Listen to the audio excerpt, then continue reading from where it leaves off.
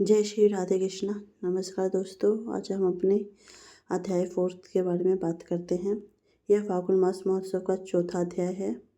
तीसरे अध्याय में आपने भगवान की पूजा, चंदन तथा तुलसी की महिमा सुनी। चौथे अध्याय में हम आहार विहार के नियम और भगवान के नाम की महिमा का वर्णन करेंगे। चलिए कथा स्टार्ट करते हैं।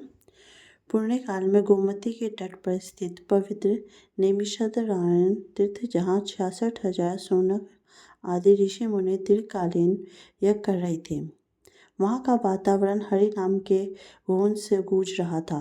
व्यास गद्दी पर परम पौराणिक सूत जी महाराज विराजमान थे। उनके मुखमंडल पर बहुत ही तेज दमक रहा था। तीसरे अध्याय में भगवान की पूजा विधि, चंदन और तुलसी की महिमा सुनकर ऋषियों का मन तृप्त नहीं हुआ। उनकी जिज्ञासा और बढ़ गई। उन्होंने सोचा कि पूजा तो बाहरी क्रिया है, लेकिन साधक का आंतरिक जीवन और रहन सहन कैसा होना चाहिए। शौनक जी ने ऋषियों का प्रतिनिधित्व करते हुए पूछा, हे महाभगत सूत जी, आप धन्य हैं। आपके मुख से फागुन मास की महिमा सुनकर हमारे हृदय में अज्ञान का अहंकार नष्ट हो रहा है। आपने पूजा विधि बताई, किंतु हे प्रभु, मनुष्य का मन चंचल है। वह भोजन और व्यवहार के अधीन रहता है। कृपया हमें विस्तार से समझाइए कि इस पवित्र फागुन मास में व्रती नियम लेने वाले को क्या खाना चाहिए और क्या नहीं। उसका आचरण कैसा हो, उसे किन कर्मों से बचना चाहिए, क्योंकि आहार शुद्ध होने पर ही अंतःकरण शुद्ध होता है। सूत जी का उपदेश, आहार का ज्ञान। सूत जी ने शौनक जी के प्रश्न की प्रशंसा करते हुए कहा, हे मुनिवर, आपने शास्त्रों का सार पूछ लिया है। आहार शुद्ध सात्विक शुद्धि, अर्थात आहार शुद्ध होने पर ही अस्तित्व की शुद्धि होती है। फागुन मास में भगवान श्री कृष्ण श्री हरि की कृपा पाने के लिए जीव पर नियंत्रण सबसे अधिक आवश्यक है। सूत जी विस्तार से नियमों का वर्णन करते हुए बताते हैं। वर्जित भोजन, इसमें मतलब हमें क्या खाना नहीं खाना चाहिए। सूत जी कहते हैं कि फागुन मास में कुछ पदार्थ ऐसे हैं जो तामसिक हैं, राक्षसी प्रवृत्ति को बढ़ाते हैं। व्रती को इनका त्याग कठोरता से करना चाहिए। मांस और मदिरा, यह सर्वार्थ निर्देश है। इसका सेवन करने वाला व्यक्ति पूजा का अधिकारी नहीं रहता। यह शरीर में अशुद्धि और मन में क्रूरता लाता है।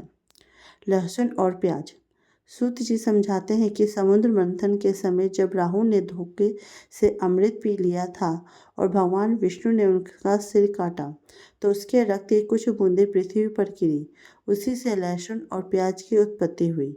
इसलिए इनमें रोगनाशक गुण तो है, लेकिन ये राक्षसी प्रवृत्ति का भी बढ़ाते हैं। ये मन को चंचल और उत्तेजित करते हैं। इसे फागुन के व्रत में इसका त्याग करना अनिवार्य है। गाजर और मूली, इन्हें भी अभक्ष्य माना गया है, क्योंकि ये भूमि के नीचे अंधेरे में उगते हैं और तामसिक गुणों से भरे होते हैं। मसूर की दाल, शास्त्रों में मसूर की दाल को रक्तवर्धक किंतु तामसिक माना गया है, अतः इसका निषेध है। बैगन, कई पुराणों में फागुन और कार्तिक मास में बैगन खाने की मनाही है, क्योंकि इसमें सूक्ष्म कीड़े होने की संभावना अधिक होती है। यह वातवर्धक होता है। बासी भोजन, जो भोजन शुद्धता से ना बना हो या बहुत समय पहले बना हो, उसका त्याग करें। फिर हमें क्या खाना चाहिए भोजन में? सूत जी कहते हैं, हे ऋषियों, तो फिर व्रती क्या खाए, उसे क्या ग्रहण करना चाहिए? क्या अन्न वह है जो यज्ञ में आहुति देने में योग्य पवित्र हो? सात्विक अन्न, दूध, घी, शक्कर, गुड़, चावल, मूंग की दाल, जौ और तिल, ये पदार्थ मन को शांत करते हैं और सात्विक ऊर्जा देते हैं। फलाहार का महत्व, जो समर्थ हो उसे केवल फलों पर या दूध पर रहना चाहिए। फागुन में आने वाले ऋतु जैसे फल, बेर, केला, संतरा, भगवान को भोग लगाकर ग्रहण करें। तिल का प्रयोग, फागुन मास में तिल का विशेष महत्व है। तिल खाने और जल में तिल डालकर स्नान करने से पापों का क्षय होता है। भोजन की विधि, केवल क्या खाएं यह महत्वपूर्ण नहीं है, कैसे खाएं यह भी बहुत ही महत्वपूर्ण है। पत्तल का प्रयोग, सूत जी कहते हैं, जो व्यक्ति लहसुन, खाता है उसे इसका त्याग करना चाहिए। उसे फागुन मास में पत्तल के पत्तों की पर भोजन करना चाहिए। उसे कुरुक्षेत्र में सुवर्ण दान करने जैसा पुण्य मिलता है। पत्तल के पत्ते ब्रह्म तेज से युक्त माने जाते हैं। मौन भोजन। भोजन करते समय बोलना नहीं चाहिए। भगवान का स्मरण करते हुए आनंद से भोजन ग्रहण करना चाहिए। एक भुक्त व्रत। हो सके तो दिन में एक ही बार भोजन करें। सूर्यास्त के बाद भारी भोजन ना करें। आचरण संहिता, व्यवहार के नियम। सूत जी कहते हैं, हे शौनक, केवल भोजन बदलने से काम नहीं चलेगा। यदि पेट में सात्विक अन्न गया लेकिन मुख से विष निकले तो व्यर्थ है। चुगली का निषेध। सूत जी चेतावनी देते हैं, पराई निंदा महापाप है। जो व्यक्ति व्रत रखकर दूसरों की बुराई करता है उसका सारा पुण्य नष्ट हो जाता है। शास्त्रों में कहा गया है कि निंदा करने वाला व्यक्ति जिसकी निंदा कर रहा है उसके पापों को अपने ऊपर ले लेता है। ब्रह्मचर्य का पालन। इस मास में काम वासना का नियंत्रण रखना चाहिए। गृहस्थ व्यक्ति को भी मर्यादित जीवन जीना चाहिए। अपनी पत्नी में मृत शक्ति और अन्य स्त्रियों में माता का भाव रखना चाहिए। भूमि पर स्नान बिस्तर मतलब भूमि पे सोना चाहिए बिस्तर लगाकर। उसे श्रेष्ठ माना गया है। सत्य भाषण। सत्यमेव जयते नान्यतम। झूठ बोलना व्रत को खंडित कर देता है। यदि सत्य बोलने से किसी का अहित ना हो रहा हो तो सदैव सत्य ही बोले। व्यर्थ की बकवास और हंसी ठिठोली से बचे। क्रोध का त्याग। क्रोध चंडाल के समान है। यदि कोई अपमान भी करे तो उसे भगवान की इच्छा मानकर सहन करे। फागुन मास में क्षमा को आभूषण की तरह माना गया है। दान और सेवा।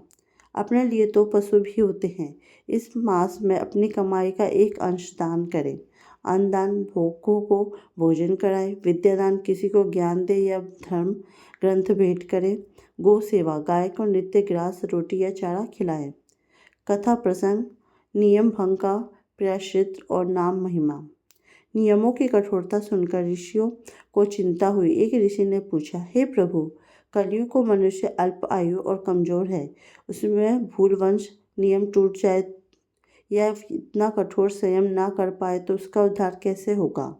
सूत जी मुस्कुराए और बोले, हे मुनि, भगवान दयालु हैं। यदि विधि में कमी आ रही है तो वो नाम जाप उसकी पूर्ति कर देता है।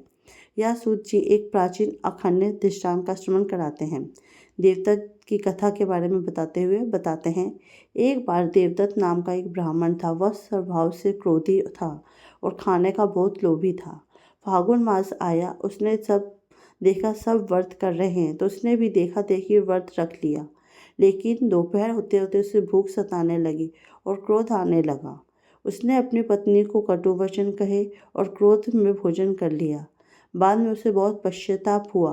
वह रोते हुए मंदिर गया और भगवान से क्षमा याचना मांगी। उसने रात भर जागकर केशव केशव का कीर्तन किया। उसकी आंखों से पश्चाताप के आंसू बह रहे थे। भगवान विष्णु जो अंतर्यामी हैं, उन्होंने उसकी पूजा या व्रत को नहीं, उसके पश्चाताप के आंसू को स्वीकार किया। सूत जी कहते हैं, नियम टूटने पर जो सच्चा पश्चाताप करता है और हरि नाम की शरण लेता है, भगवान उसे क्षमा कर देते हैं। फागुन मास में गोविंद नाम का उच्चारण वृक्ष के समान है जो पापों के पहाड़ को तोड़ देता है। अध्याय का दार्शनिक सार। चौथे अध्याय का गूढ़ रहस्य यह है कि धर्म केवल मंदिर तक सीमित नहीं है, शरीर मंदिर है। जब हम तामसिक भोजन त्यागते हैं तो हम अपने शरीर रूपी मंदिर को भगवान के रहने योग्य बनाते हैं। वाणी शस्त्र है। जब हम निंदा और झूठ त्यागते हैं तो हमारी वाणी में सरस्वती जी का वास होता है। मन का स्मरण। सारे नियम अत्यंत मन को भगवान के चरणों में लगाने के लिए हैं।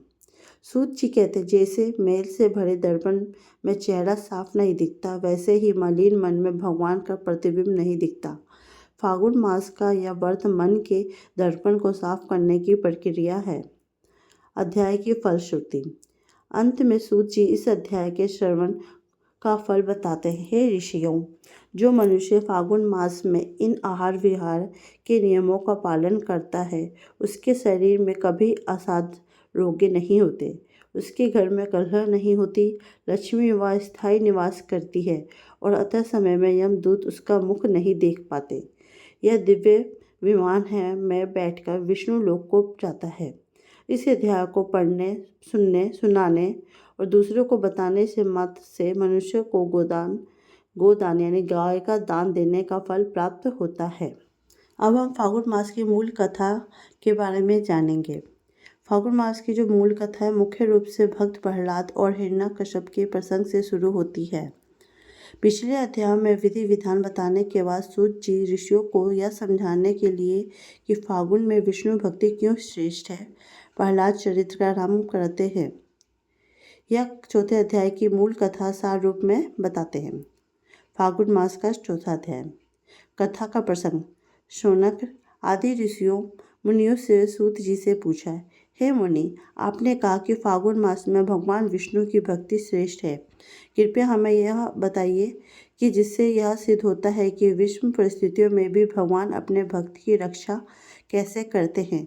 सूत जी बोले, हे ऋषियों, मैं तुम्हें भक्त प्रहलाद की परम पवित्र कथा सुनाता हूँ, जिसका संबंध इसी फागुन मास की पूर्णिमा होली से है। हिरण्यकश्यप का अहंकार। प्राचीन काल में दिति के पुत्रों में हिरण्यकश्यप नाम का एक महाबलीशाली दैत्य हुआ। 12 अवतार में भगवान विष्णु द्वारा अपने भाई हिरण्यकश्यप का वध किए जाने के कारण वह भगवान विष्णु से घोर शत्रुता रखता था। उसने अमर होने की कामना से मद्रांचल पर्वत पर जाकर ब्रह्मा जी की घोर तपस्या की।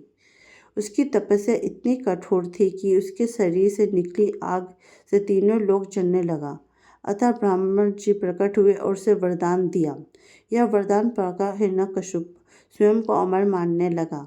उसने तीनों लोगों पर अधिकार कर लिया और घोषणा करवा दी कि सारे जगत में केवल मेरी पूजा होगी।